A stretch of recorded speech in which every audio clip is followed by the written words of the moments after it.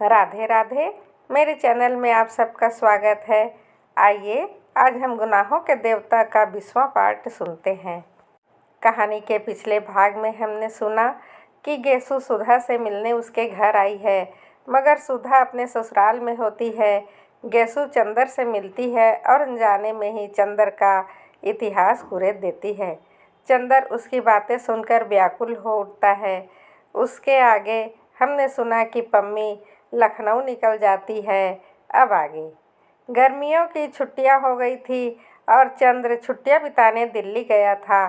सुधा भी आई हुई थी, लेकिन चंद्र और सुधा में बोलचाल नहीं था। एक दिन शाम के वक्त डॉक्टर साहब ने चंद्र से कहा, इधर सुधा बहुत अनमनी रहती है, इसे कहीं घुमा लाओ।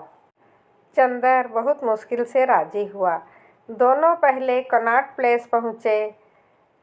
इन सुधा ने बहुत फीकी और टूटती हुई आवाज़ में कहा, मेरी तबीयत घबराती है, और कब्र के चबूतरे को छोड़कर एक नीम का पेड़ उगाया था।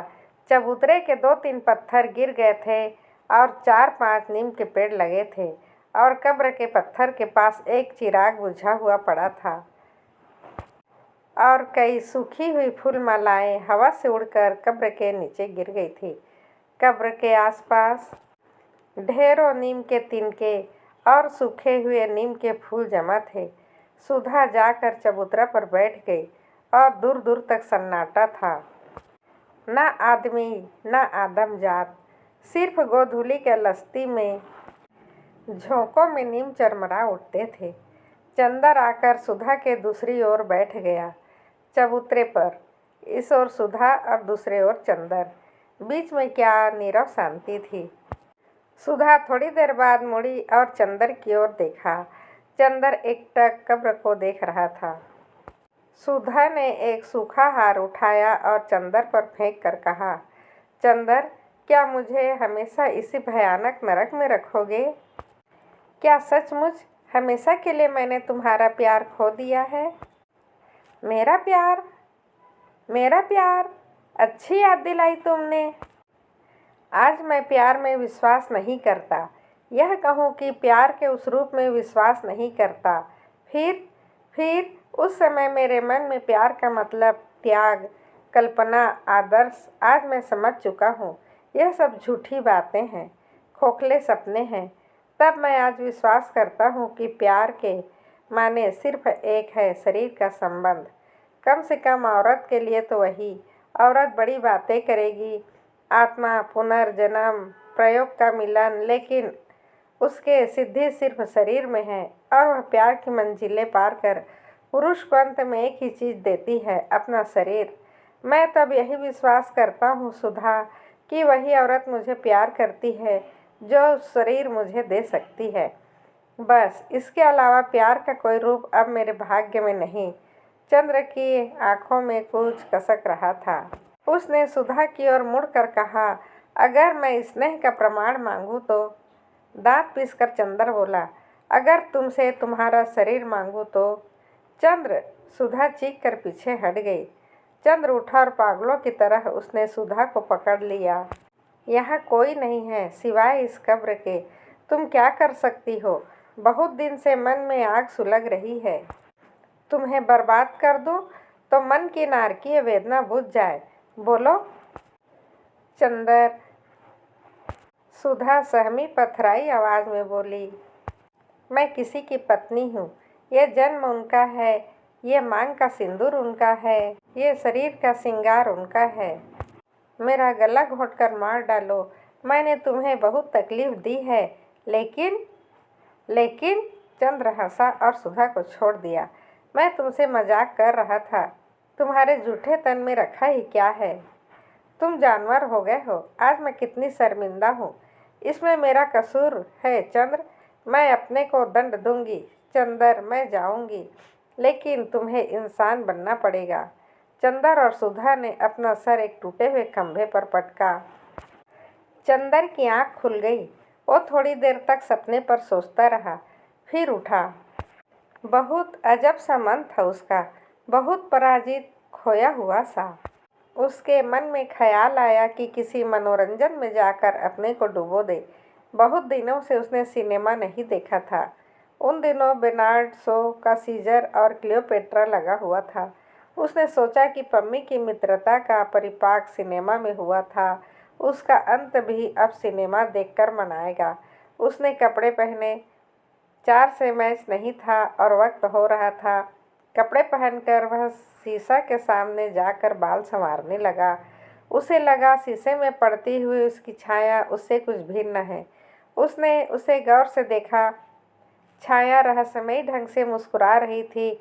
वह सहसा बोली, क्या देख रहे हो? मुखड़ा क्या देखे? दर्पण में एक लड़की से पराजित और दूसरी से सपना में प्रतिहिंसा लेने का कलंक नहीं दिख पड़ता तुझे? अपना चेहरा दिख रहा है। कमरे के दीवारों ने दोहराया, पापी पतित, पापी पतित। हाँ, मैं पापी हूँ, पापी मैं हूँ, पतित जरूर। मुझे तुम नहीं समझते। मैं क्या पवित्र हूँ? मुझे कोई नहीं जानता, कोई नहीं जानता। प्रतिबिंब, हाँ, मैं तुम्हारी नस नस जानता हूँ। तुम वही हो ना जिसने आज से 1.5 साल पहले सपना देखा, सुधा के हाथ से लेकर अमृत बांटने का, दुनिया को नया संदेश देकर पैगंबर बनने का। नया संदेश, खूब नया संदेश दिया।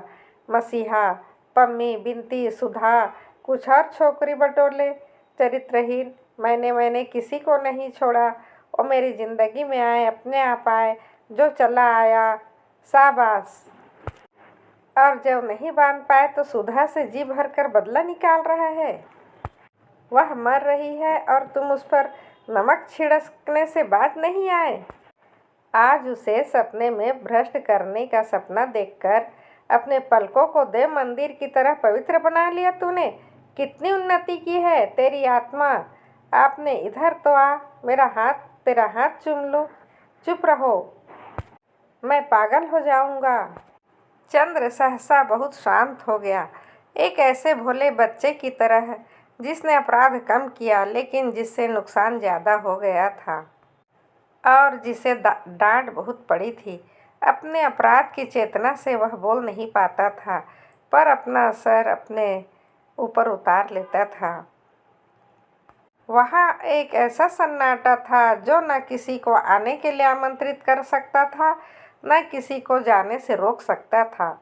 वह एक ऐसा मैदान था जिस पर की सारी पगडंडियाँ मिट गई हों।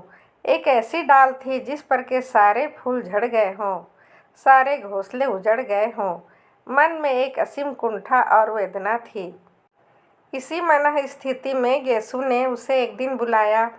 गेसू की अम्मी जान तो सामने आई, पर गेसू ने पर्दे से ही बात की। गेसू ने बताया कि सुधा का खत आया है कि वह जल्दी ही आएगी गेसू से मिलने। गेसू को बहुत ताज्जुब हुआ कि चंद्र के पास कोई खबर क्यों नहीं आई। चंद्र जब घर पहुंचे तो कैलाश को एक खत मिला। प्रिय चंदर, बहुत दिनों से तुम्हारा कोई खत नहीं आया, न मेरे पास न इनके पास। क्या नाराज हो हम दोनों से? अच्छा तो लो, तुम्हें एक खुशखबरी सुनाता हूँ। मैं संस्कृत मिशन में शायद ऑस्ट्रेलिया जाऊँ। डॉक्टर साहब ने कोशिश कर दी है। आधा रुपया मेरा, आधा सरकार का। तुम्हें भला क्या फुर्सत मिलेगी यहाँ आने को लेकर? 2 रोज़ के लिए आऊँगा। इनकी कोई मुसलमान सखी है, वह इससे मिलना चाहती है। हमारे खातिर का इंतजाम रखना। मैं 11 को सुबह की गाड़ी से पहुँचूँगा। तुम्हारा कैलाश। सुधा के आने के पहले चंद्र ने घर की ओर नज़र दौड़ाई। सिवा ड्राइंग रूम के घर बहुत गंदा था। गेसू सच ही कह रही थी, जैसे घर में प्रेत रहते हों। आदमी चाहे जितनी सफाई पसंद और सुरुचिपूर्ण क्यों न हो, लेकिन औरत के हाथ में जाने क्या जादू है कि वह घर को छू कर ही चमका देती है। औरत के बिना घर की व्यवस्था संभल नहीं सकती।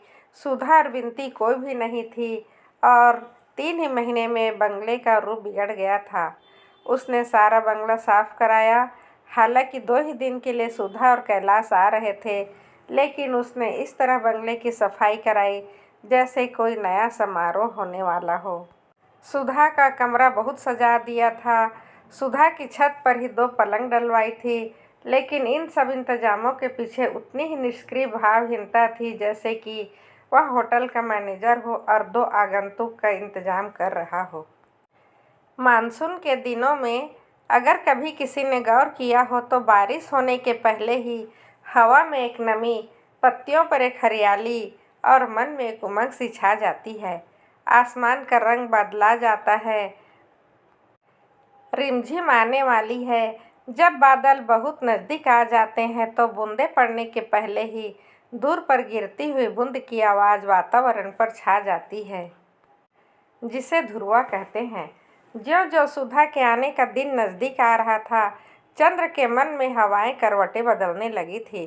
मन के उदास सुनसान में ध्रुवा उभरने लगा था। मन उदास, सुनसान, आकुल, प्रतीक्षा में बेचैन हो उठा था। चंदर अपने को समझ नहीं पा रहा था। नसों में अजीब सी घबराहट चलने लगी थी, जिसका वह विश्लेषण करना नहीं चाहता था। उसका व्यक्तित्व अब पता नहीं क्यों कुछ भयभीत सा था। इम्तिहान खत्म हो रहे थे और जब मन की बेचैनी बहुत बढ़ जाती थी तो परीक्षकों की आदत मुताबिक वह कॉपियाँ जांचने बैठ जाता था। इस समय परीक्षकों के घर में पारिवारिक कलह हो, मन में अंतर्द्वंद हो या दिमाग में फितूर हो, उस समय उन्हें कॉपियाँ जांचने से अच्छा शरण स्थल नहीं मिलता था।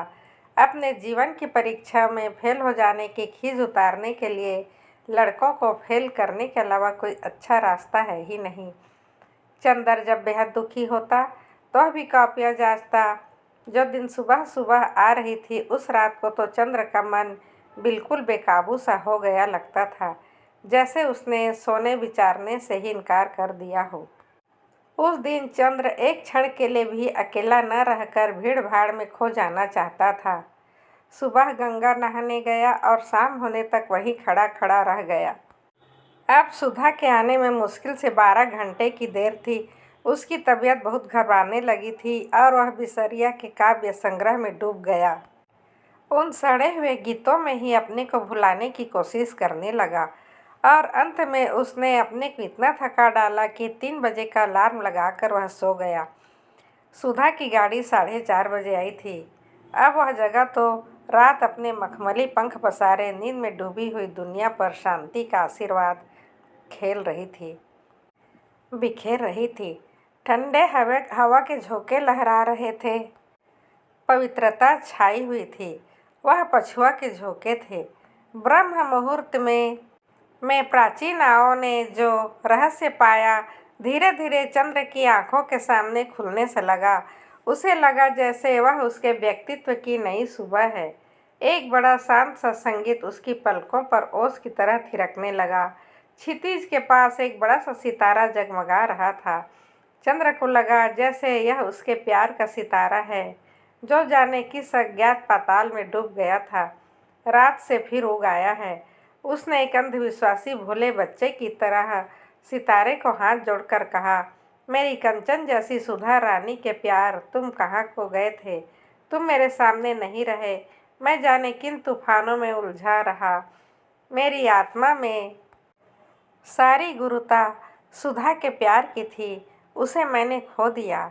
उसके बाद मेरी आत्मा पीले पत्ते की तरह तूफान में उड़कर जाने किस कीचड़ में फंस गई थी।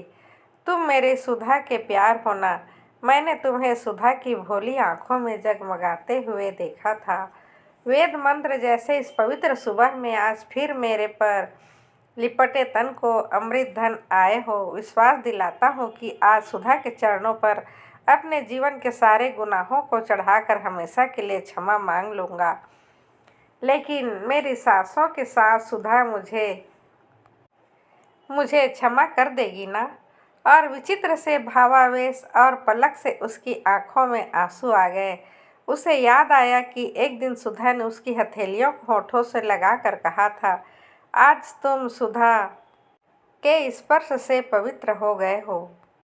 काश कि आज भी सुधा अपने मिश्री जैसे होठों से चंद्र की आत्मा को छूकर कहे, जाओ चंदर, जाओ चंदर।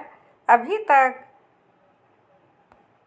जिंदगी की तूफान ने तुम्हारी आत्मा को बीमार, अपवित्र कर दिया था। अच्छे तुम वही चंदर हो अपनी सुधा के चंदर, हिरनी जैसी भोली भाली सुधा के महान पवित्र चंदर। अब आगे की कहानी सुनने के लिए हमारा साथ बनाए रखिए। इस चैनल को सब्सक्राइब कर दीजिए, लाइक कर दीजिए। आपका दिन शुभ हो, मंगलमय हो। आप सदा हंसते रहिए, मुस्कुराते रहिए। राधे राधे, धन्यवाद।